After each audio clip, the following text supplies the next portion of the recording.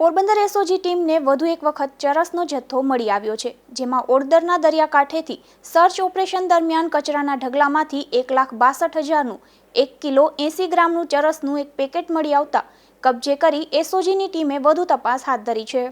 દરિયામાં સુરક્ષા એજન્સીઓ સતર્ક હોવાથી ડ્રગ્સ માફિયાઓને ઘણી વખત ડ્રગ્સના જથ્થાને દરિયામાં જ ફેંકી દેવો પડતો હોય છે અને આ દરિયામાં ફેંકેલ ડ્રગ્સનો જથ્થો દરિયાના પ્રવાહમાં તણાઈને કિનારે આવતો હોય છે, જે પૈકીનો ડ્રગ્સનો કેટલોક જથ્થો અગાઉ પોરબંદરના ઓડદર દરિયા કિનારાના વિસ્તારમાં મળી આવ્યો હતો, જેને લઈને એસઓજી ટીમને જિલ્લા પોલીસ વડા જાડેજાએ પોરબંદર દરિયા કિનારા વિસ્તારમાં સર્ચ ઓપરેશન હાથ ધરવા સૂચના આપેલ છે।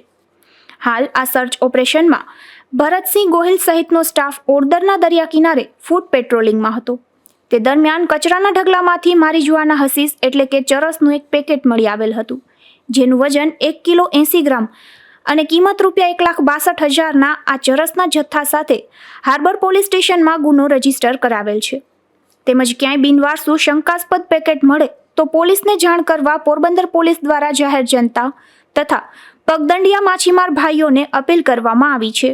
નિપુલ પોપટ સાથે અશોક થાનકી, ગુજરાત ન્યૂઝ, પોરબંદર।